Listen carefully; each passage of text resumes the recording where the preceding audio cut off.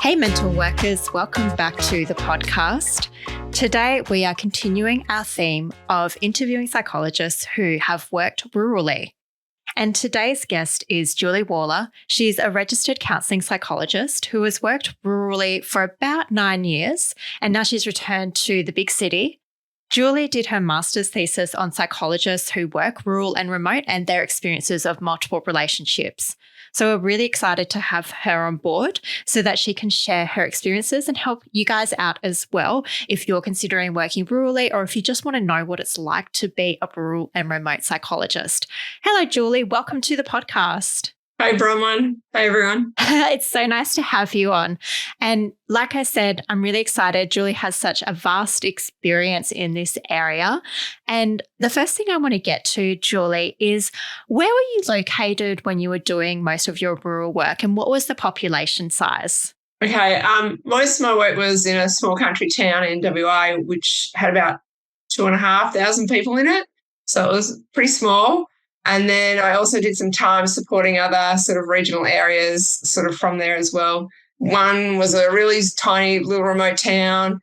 Another one was, I guess, population about 9,000, I think. And then I've also done, I guess, that's across the Kimberley and the Pilbara.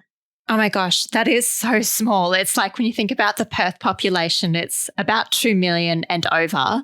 And so working with a population of 9,000, that just sounds like you could walk around the corner and walk into a client, right? Yeah, absolutely. Oh my gosh. I think that's pretty much a daily occurrence. So. Oh my gosh. Okay, we will unpack that in a moment. So what were your work roles, Julie, while you were working rurally? So I guess I worked across a number of different agencies. So some of them were not-for-profits. First one I worked in was pretty much whatever walked through the door in terms of client presentations. Yeah. So it was kids, adults, teenagers, couples, whole families. Another role included, I guess, working in an Aboriginal medical service. Another role was a really tiny little community as well. I also worked in the school in the town I lived in for a while, for a couple of years. And then working sort of, I guess, with schools sort of across the Gascoyne and the Kimberley and the Pilbara region. So, yeah. Yeah, a variety of different areas and work experiences. So, Julie, what prompted you to work rurally? Was it always a passion or did something kickstart it for you or maybe you grew up rurally? No, I was a city girl. I'm originally from Sydney and then moved to Perth when I was a kid. And I went on holiday with some friends and just had a great time sort of in a little country town and then loved it so much and just kept looking for jobs there while I was still doing my undergrad. And then decided when I saw a job advertised, I'd apply and see what happened. And I got offered the job and so I decided to go. Oh my gosh. And what was that like, I guess, moving from the city to the town? Like, was it hard to relocate and build community? And what were some of the costs and the challenges there? I was fortunate in that I guess that was my first role as a psychologist. So I'd finished my 4 years studying. I was fortunate that the job offered supervision. So I got my registration under the 4+2 That's great. system. And the company paid for my moving costs up. So that meant I think I was on a 2-year contract and I thought I'd see how I go. I moved up there. I had a child at the time. So I moved up there with my son. It was just the two of us and we didn't know a single soul in town. But I found it really great in that the previous psych came up and did a bit of a handover with me. So introduced me around to services and the school and things like that in town. And then I met a few of, I guess, other service providers. And I think that's one of the beautiful things about living in a country town. People are really friendly. And so I got invited out to all these little things and bits and pieces. And that's how I grew to meet people. And then I just signed my name up for all different sort of sports and groups and stuff. And, yeah. Made new friends.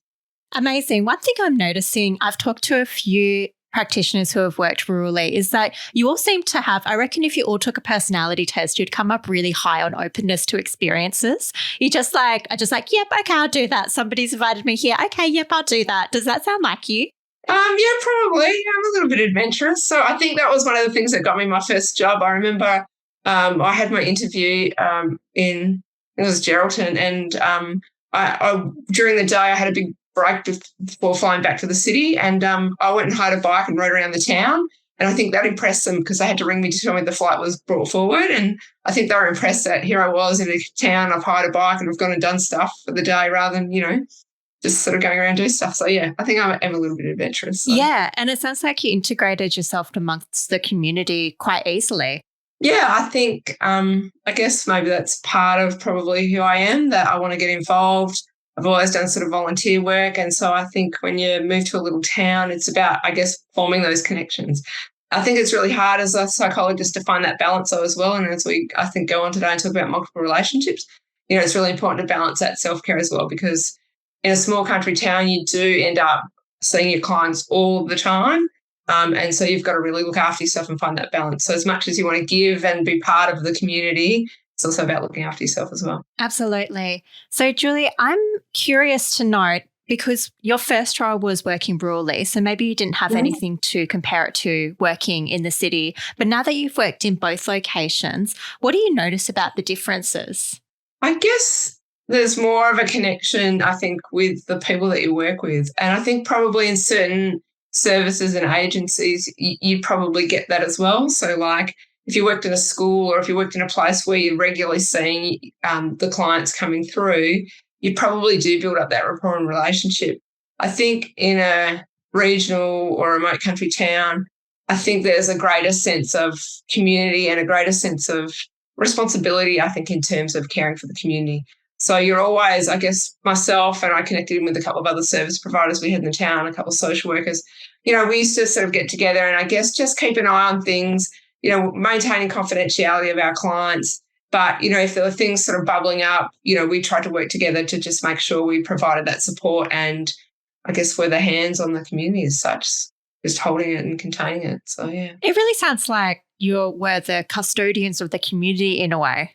Yeah, absolutely. And I think that's one of the things that I loved about living in a small country town. And I think that's one of the things that, you don't have to be like that in a country town if you don't want to be. But I think that was something in the town I was in and with the other service providers, that's sort of, how we operated a little bit. So, Julie, what were some of the things that shocked you about working rurally? Like, did you expect that you would be walking into your clients in the shops and stuff, or? No, but I was probably really fortunate in that my first employer, my boss or the director of the service, was really good and just was really strict on boundaries. And it's really challenging to find and really hard to sort of just get the lay of the land and figure out how that works. So I think that she was about, I guess, work, me as an employee and as a psychologist being the face of the service in the community, and really about making sure that you maintain those boundaries. So, while it might be nice to think about if one of your clients invited you for a coffee, you can't be doing that as a psychologist. You wouldn't do it if you're in the city. But it's just how do you find that way of then passing on that invitation and maintaining the relationship with the client. And I guess just because those incidents of running into your clients and those boundary crossings happen all the time, when you're living in the country, you can't avoid it at all. Yeah, I reckon is it possible even that in the country people assume your role is more casual than it is? So even different cultures, they might be like, oh, why can't Julie just have a session outside with me? Like, why can't we just go grab a cuppa? And they might even be quite, I guess, taken aback if you're like, oh, no, that's not the way we do things. Yeah, so it's finding, I guess, that balance of all of that, trying to maintain, I guess, that relationship with your client, but sort of containing them and closing them down. The amount of times, I guess, I was in the supermarket even with my kids and someone would say, so a client would see you and they'd start picking up on the last session, basically there. So you're trying to contain that in and I just have, I guess, my rote sort of response. Oh, great. I'm so glad. I guess we need to touch base. How about I give you a call on Monday and I'll squeeze you in this week and we'll make sure we catch up and we can just, talk about it.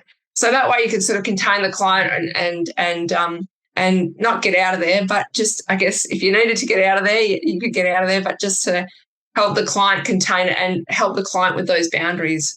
I think almost every time if I ever went out to the pub in town, I'd come out of the toilet and there'd be a client there waiting for me to pick up a session.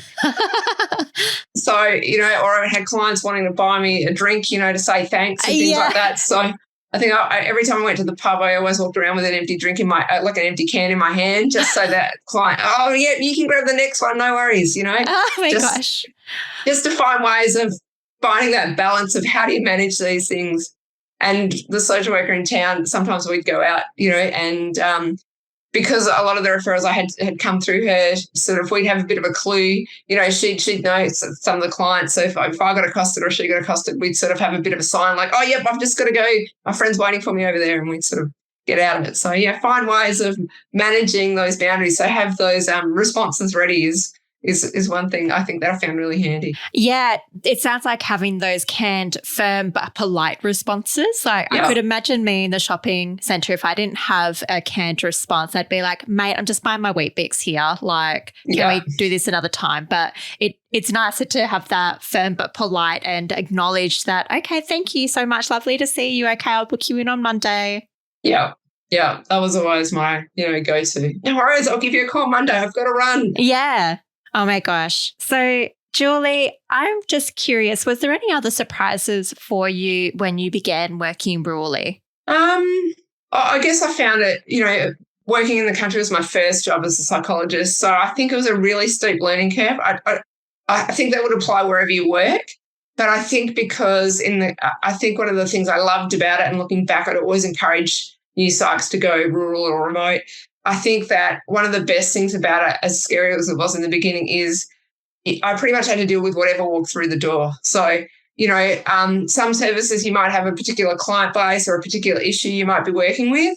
I walked across the life spectrum with kids, adults, families, with, whatever walked through the door, whatever issue walked through the door. So I think it was a really steep learning curve, but I think it was a great way of getting experience as a psychologist. And I know I did 5 years in the country before I moved back to the city the first time. And when I came back, I felt like I could work in any service with any issue. I pretty much covered most things, and I guess within that too, I utilised supervision on those areas which were maybe out of my area of expertise, because sometimes when you're working remotely, there's not that option to refer somebody onto another service that specialises. So I had great supervision during the time, I guess not just during my registration, but ongoing after that, and utilise that to make sure I was providing the best services, or sometimes even sort out specialist supervision that targeted. So if I had to do, I think the first time I remember doing a post-traumatic stress sort of assessment for a workers' comp claim, I sought out a supervisor who had that experience. So, so you just, I guess, making sure you cover that. But yeah, I don't think I would have realised how much I enjoyed country life and how much I enjoyed the work in working remotely. And I've got to say now, I don't feel like a city girl anymore, even though I pretty much had my life in the city. I feel like, it's definitely in my skin, it's definitely in there. So. Yeah, it's really an amazing journey, and it really strikes me about how much support would be important for an early career psych. Like if someone comes to you and they're like, you've assessed them and they've got a dissociative disorder, you've never seen it before, but there's nobody else in the town who can treat them, they just need your help. It's like you'd need so much support to make sure that you can reach out to someone who can really help you in that area. Yeah, and I think I was fortunate the organisations I worked for were good at realising that and I guess aware of some of those, issues that arose up. So the supervisors we had were generally pretty good in the different agencies I worked for. I was able to, I guess, find other people through other networks. So, through some of the APS rural and, regional groups and things like that, as well as the Counselling Psych sort of group as well. So just looking at ways of where I can find these other supervisors to help with that. So it sounds like your organisation was really fantastic for you. And one thing that I've noticed when interviewing psychs who have worked regionally is that if they don't have the support in place, it's like they're more likely to burn out and just have a terrible time. And then they quit, understandably, and then they go back to the city. So I'm really glad it sounds like you've had the opposite experience. Yeah, I think I've been very fortunate in that sense. So, yeah. And I think there are lots of opportunities like that in the country. So, I think it's just about having a go. Julie, what would you say to practitioners who have never worked rurally? Like, is there something they're missing out on, or is there a fear about working rurally which you've found is not true? I would say go. I would always encourage it. I don't think I realised it before I went, but definitely having been, It was a great experience as a person, but as a psychologist as well. As I said, just a range of issues and different things that came up in counselling that I had to deal with, especially around ethical stuff as well. I think that really was such a big issue that presented all the time when you're living remotely. But I think that, it's worth it. It's such a great experience, and I think it sets you up for the rest of your career, and I guess it gives you a bit of experience across everything. So, just country life was great. So the town people are great, being part of that community was great.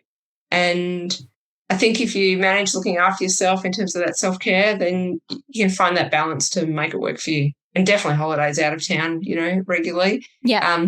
But it's just nice. And I think the hard part is when you go country, especially if you're starting off in a new job, it feels a bit overwhelming when you're leaving all your family and your friends and your supports. Yeah. So when I moved regionally, I was on my own with my oldest son. Didn't know anyone, as I said. So it was a bit overwhelming, and like, how was I going to manage looking after him, and what did I do for work and holidays and all those sorts of things.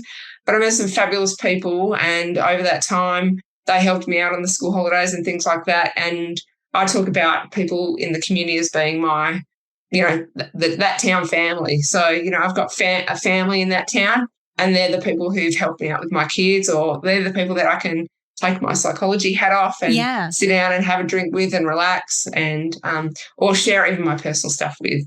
But I guess I found that way of finding that small group of people that I felt comfortable and safe to do that with, to include in as my family, rather than and then find, because when you're in a small country town, you're always having people who want to access your services. So then I had, I guess, that next level out, which were associates, which might have been friends of my friends who maybe I would see because there weren't other services, but the people in my circle, I chose that I wouldn't be able to support them as a psychologist because we were too close. It sounds really beautiful, actually. It's like when I think of working regionally and remotely, I think of isolation as a key barrier. Mm-hmm. But I'm hearing from you that you actually have found really deep connections in your community. And actually, like when I hear you speak, I feel more isolated than you, like in your regional town. It sounds really cool. I'm sold. Yeah. And I think, like I had a child going to the country with me, but I guess I know from other psychs that I spoke to over the years that have worked in rural and remote as well that are single, the single life in country towns is great as well. So, cool. There's definitely psychs that I've worked with that have talked about how great it is. And I think they form their networks as well, or their families. And, they might do different things, or they might go do the same things, but with their single friends, and I'm going and doing my stuff with families or things like that. But you just meet a wide range of people that you can connect in with, and you find those ones that you feel safe with, that you can be yourself and take your hat off and forget about work and relax and enjoy things as well. Nice. So, Julie, I reckon we can come to the multiple relationships. So I'll just share with listeners, okay, I work in a big city. I work as a solo practitioner as well. And the way that I handle multiple relationships is that I try to avoid them at all costs. So if I get a client who I know has been a friend of one of my other clients, then I'm like, I don't see friends of current clients. And I've even sent like bulk emails to my clients, reminding them that I don't see family or friends because they kept on getting recommendations. And so I've even got it on my intake form, like, do you know a current client or a previous client? Because I don't want to deal with the ethical dilemmas down the track that comes from having multiple relationships. And I can do that quite easily. I've got a list of other psychologists that I can refer to. Mm-hmm. But to walk us through what it's like when you work remotely. I don't think that would ever work. I think things have changed a little bit, I guess, from my first in the country, and I had a 10-year gap back in the city, and then I've been in the country again and just moved back this year. I think technology's changed a lot. So I think last time I was up there, we didn't have telehealth really at all, and it came in between. So I think there are those opportunities now to potentially refer family and friends or other people via telehealth. I think, though, and if I think back to the first time living up there, there's not those opportunities. So when there's only like limited services in town, like I said, there was myself, a social worker, we did have a mental health nurse. When there's limited opportunities, then I would take the supervision and look at what's the ethics around this. What's the ethical impact on the client if they don't have access to a service? at that point in time, the cost of traveling was, too much to get to anywhere else. Even some of the nearby towns didn't have services as well. So I think you've got to look at all of that and weigh up what's in the best interest of the client. In saying that, it's really challenging work. And I think that's where it gets, there's a level of that gets more complicated. Part of it is multiple relationships. I guess I'm thinking about clients specifically when the clients know each other, but the other part is at a personal level or when you're out in the community as well in terms of relationships. Just to clarify for listeners, so you can have multiple relationships in that the clients can know each other, but you can also have a multiple relationship with clients if, say, you're their psychologist and then the client is a window cleaner and then they want to clean your windows, and that would be another sort of relationship with that client. Yeah, absolutely. Yeah. And often if you've got children, then it might be a teacher or someone that's involved in the school that is related to your kids. So, I've had, I think, almost every possible type of relationship. So some of the ways I guess I managed that was I would always take it to supervision and discuss it with my supervisor, whether it's ethically sound to see or not to see the client. So I was fortunate enough that my supervisor I had when I first started out, and probably the first few I had in the time I was up north, all had regional and remote living and working experience. So they sort of understood that impact. And I guess we looked at that on a case-by-case basis. For the most part, I probably generally saw most of the clients, even though there were those multiple relationships. Though what I did do was each time I had any client, I would take it to supervision. So if there was any chance of, having the crossover or knowing information about one client and knowing information about another client, then I'd take it to supervision. I think sometimes depending on how people work with couples, you can have that as well. So, you might have two parties and you might do individual sessions and then as well as joint sessions. And I guess sometimes if in those situations, it's about that transparency and letting them know that you are going to share that information so there's no secrets as such. But it can be really tricky. And I can remember an example where I had multiple clients of multiple families, but of one overall issue. And it was probably one of the trickiest situations I had. And I had to take every session to supervision. And I made sure that I was very careful what I said in my sessions, that I didn't provide information that I knew from somewhere else in those sessions. So I was probably a lot quieter in some of those sessions because I had to make sure that the information I was talking about was specific to that specific client. So I kept really good notes in session and just made sure I reflected on my notes before and after each session to make sure I knew if I was going to talk to that client, I wasn't sharing information that I got from some other party in the process. So you had to remind yourself, this is the information I've got from this client. Don't share this information with this client. Yeah. Oh, my gosh.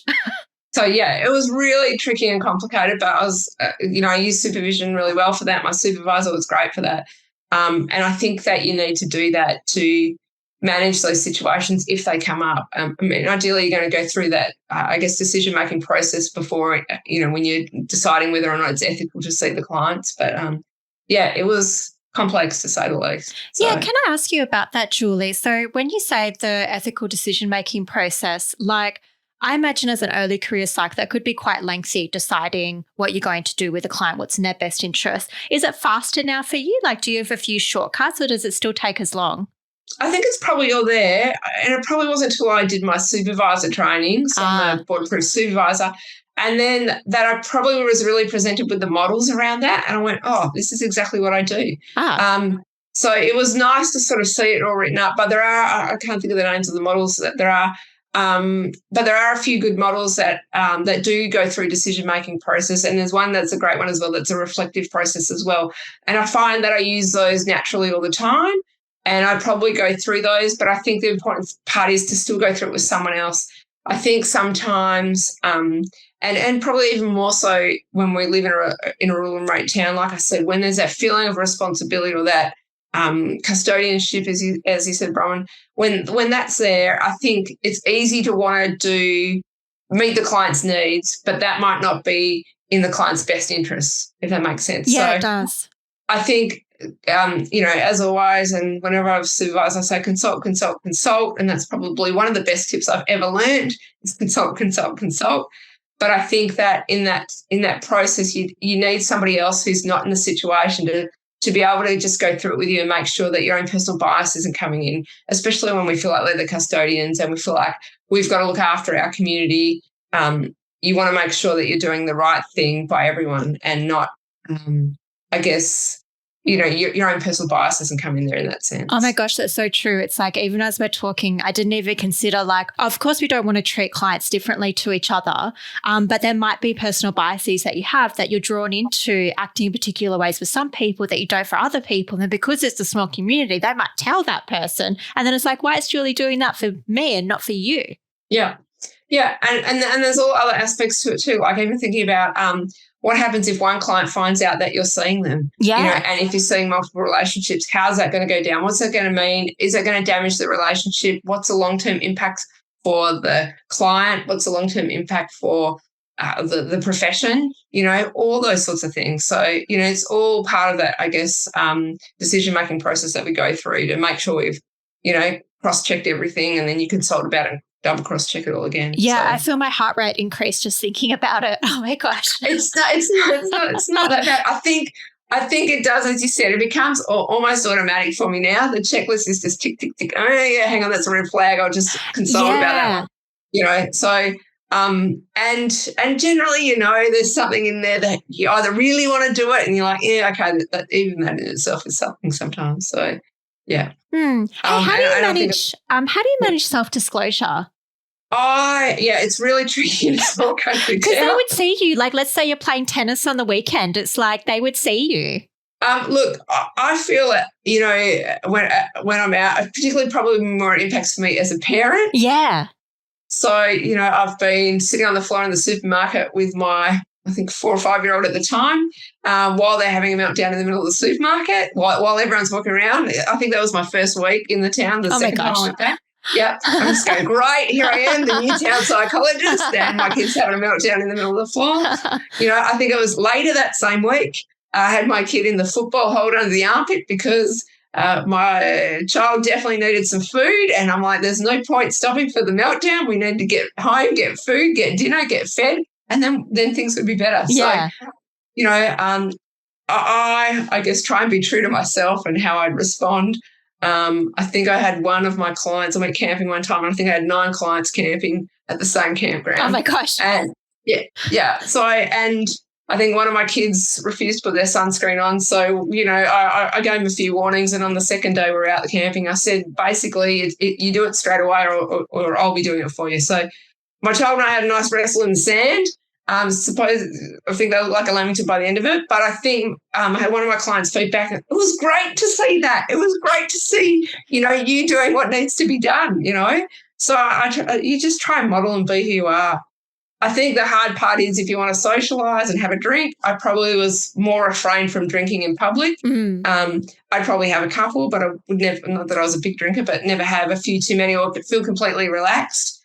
And just manage that information. So I'd share parenting stuff, but not necessarily all of my personal details. Wow. In therapy, I find I would share with clients stuff that I felt would be helpful for the client.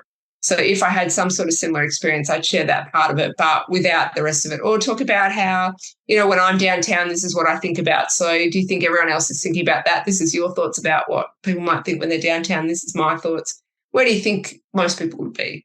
To sort of share, I guess, what's more in that normal realm. So, yeah, it's tricky, and I think you just be aware that no matter where you are, no matter what you're doing, you're always a psychologist. Even if you're mum as well as a parent with the teacher who might be a client, you're always the psychologist. No matter what you do, no matter what you're doing, you're holding, I guess, and containing that client's needs first and foremost, even above your own, even if, like I said, I'm at a parent interview with a teacher who's a teacher of my child, who's my client. So, yeah, it's tricky, but you just balance it out. Yeah, I'm just curious, like some psychologists find it really difficult to set boundaries with clients. They might be self-sacrificers and they're used to bending over backwards, and they might find that really difficult. How comfy are you with just saying how it is and how it needs to be with your professional relationships with your clients? I guess I try and be as open and transparent as possible. That's I think, part of who I am and part of, I guess, how I practice as a psychologist. And I ask my clients for feedback if they think I've done something that doesn't meet their approval. And that includes outside, so I think I learned early up to make sure, I tried to not identify clients in public. So I wouldn't say hello to people, even though it's my natural tendency to maintain their confidentiality. There's occasions where I haven't been able to do that because I automatically to wave. You're like, oh, shit. Yep, exactly right. And then hopefully the client calls me out on it, or I apologise for it the next time I see the client, so that they realise, it was a mistake. But I think that, it is about transparency. So I think and congruence. And I think if you can do that in all aspects of your life, we do that at work, I think, and we need to do that as psychologists. So I think the more we can do that, the better. And I think when you live in a small country town, you don't have that opportunity to hide. So the more congruent you are, I think the easier life is all around. Yeah, honestly, it sounds like working rurally just gives you really advanced skills in being able to make those ethical decisions. And absolutely. Yeah, like that's what it sounds like to me. You just sound super comfy with it. Yeah, and I think that's probably one of the things. I know when I went back and did my master's, and I was a bit mortified at some of the, case scenarios we had and some of the ideas that some of the other students came up with, because ethically, some of that stuff, you just can't do it like that. Yeah. And I think that's probably one of the good foundations I had. And I think if I go back, as I said, to my first job, where my director was really good about ethics and maintaining that and the professionalism of the service, you being the face of the service. And I think that, it's not just about us. And I think that's where ethics is really focused on. It's about, how everything we do impacts on the client. Mm. And not only that, how everything impacts on our profession. So, if we do something that's unethical, that might then impact that client ever accessing services, again into the future, because they feel that psychologists weren't like that. And I think that's where confidentiality is such a big thing. And I think I had a really good reputation for maintaining confidentiality. And I think that I wouldn't have got clients coming back if I didn't. And I know that my first stint up in the town I was living in, I met my current partner up there, and I know he had colleagues he worked with who would say to him that, oh, yeah, I'm sure Julie's told you that we've come to see her, Just like, no. and he would be going, I've got no idea about what she does. She doesn't talk to me about her work. Yeah. And my kid's the same. I think one of my kids just told me when we got back to the city, oh, yeah, this kid told me that they come to see you. And I'm like, okay. And I said, what did you say? And I said, oh, that's nice. And I said, perfect. Yeah, great. Oh, my gosh. Yes. So, and I didn't confirm or deny, but, so it's a constant thing that happens. But I think it's about making sure that everyone knows that you don't discuss stuff. You are confidential. And I think it can be hard when you need to debrief about things. So I think that's where you need to find those supports, whether it's your supervisor, or I was fortunate enough, I've got a few colleagues that I studied with in my undergrad that, I can ring 24 hours a day and debrief about a client if I need to. So I think that's another important thing about looking after yourself. Absolutely. Having that space to be able to do that, because I think for clients, they need to know that, confidentiality means confidentiality. And I've heard stories about people sharing with partners and things like that, information, or clients have told me, the past person I saw, their partner knew, and I'm like, that's not how I operate at all. Yeah. And if you ever hear that I've told anyone, please, come back and let me know, because I want to know, because I'll set you straight. Yeah. That's not how I operate. So yeah. No, fantastic. Julie, is there anything else that you wanted to say on multiple relationships before I do a 360 and ask you another unrelated question? Yeah, I'm going to say too, the other thing I found, I guess, is that ethics, as scary as it is, probably working really remotely, I grew to love ethics. Yeah. Ethics is definitely one of my passions. And I think because, as you're saying, Bron, it just comes up all the time in a small country town.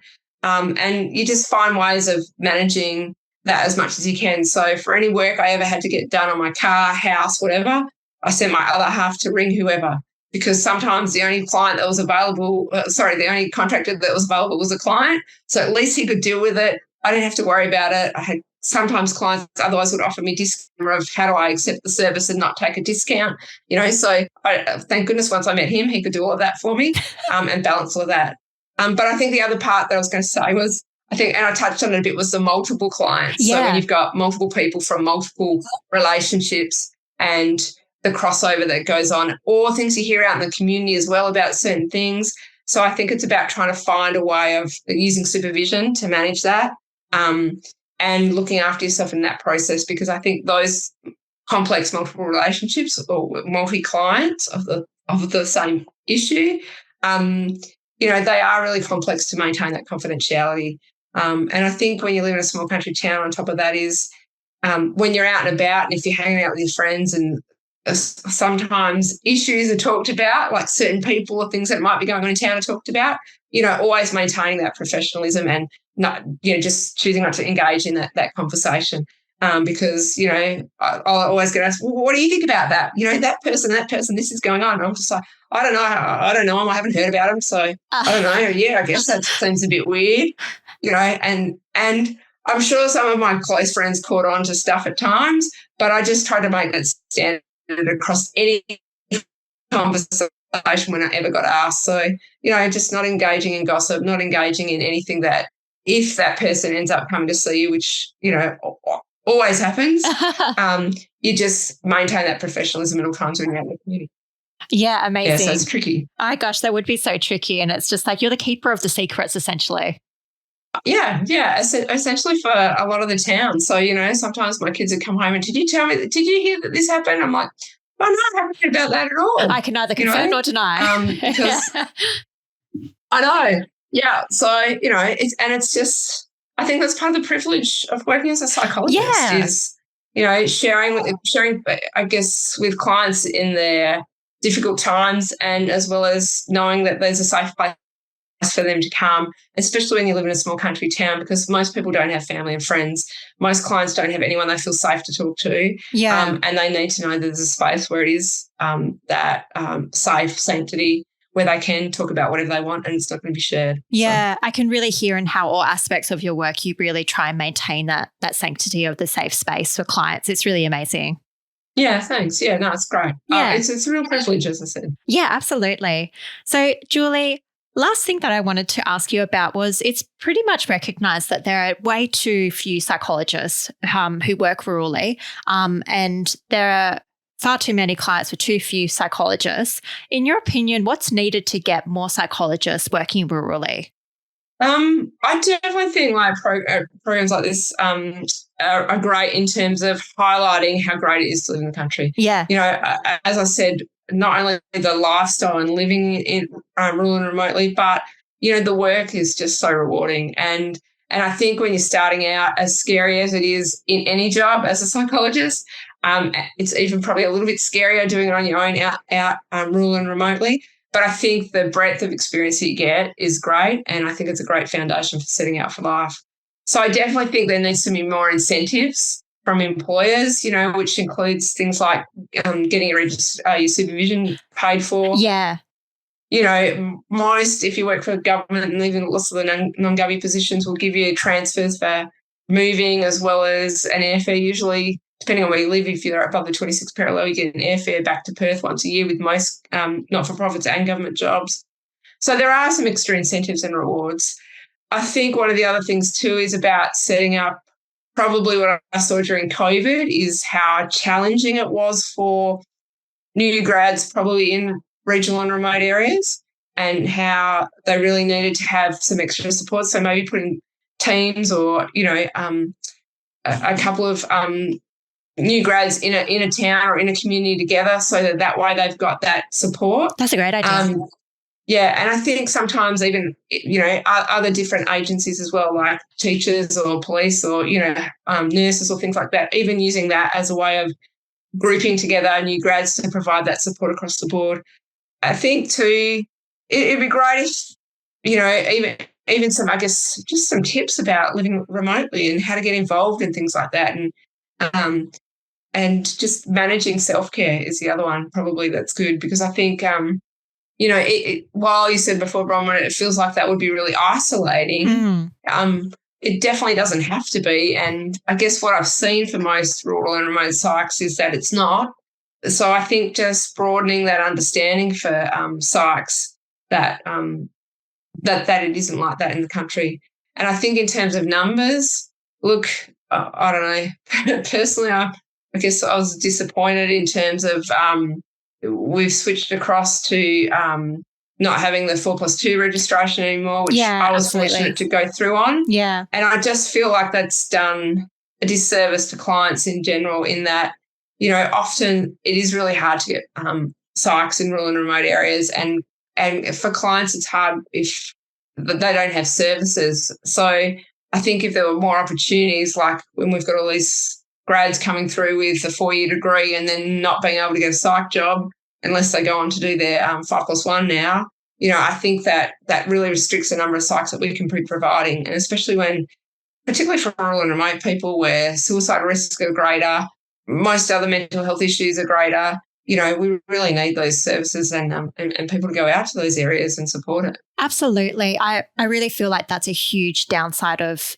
cancelling the 4+2 as well, because all master's programs are located metropolitan areas. Like all the universities that offer it are either online or metropolitan. So that means that the students are going to do their placements in metro areas.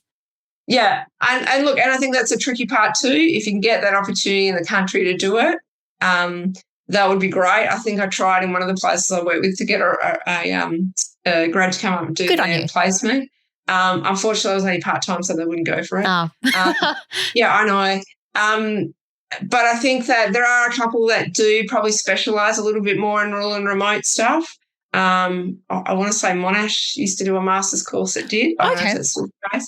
And I know I did my supervisor training through James Cook, I think it was university, have a supervisor, board-approved one, which focuses on rural and remote supervision. Oh, wow, that's really cool. Yeah, so I chose to do that one because it was it offered that opportunity for incorporating the rural and remote aspects. So I think that there are those opportunities out there, I guess. But yeah, it's a tricky situation. Absolutely. But in some ways, I've got to say, COVID has been great for rural and remote people in terms of more access to supports for rural and remote clients. But also I think that a lot of university courses went online over that period, so people in the country could actually study and do masters, even though it was not done before. I think I heard of at least one student that was doing their masters online because of COVID. So I think, when you're living rural and remotely, that was a great way of being able to get access to that level of study. Yeah, COVID gave universities a bit of a push because they were previously like, no, we can't do this. It's too expensive. We just can't do it. And then suddenly they were able to do it. Oh, it was possible. Yeah. So, and it's interesting, I guess, as courses have chopped and changed and they've gotten rid of stuff. I did my master's in Counselling Psychology, which was such a great course that Curtin offered. And yeah, that course has now been cut as well. So it's just a shame to see that they're not realising, I guess the powers that be in the government and the funders of all these programs aren't realising, till it's too late, how much more resources need to be pushed into this area. And I think as a preventative for rural and remote mental health, that's a big thing that needs to still happen. So totally, it'll be interesting to see what happens. Yeah. Julie, is there anything else that you want listeners to take away from our chat today that hasn't been captured? I think we covered most of it. I want to say if you get the opportunity to go country, go. Yeah, no, I'm sold, and I'm pretty sure that Julie's not working for like big country or anything. It's just a genuine passion. Yeah, it's such a great experience, such a great learning experience as a psych.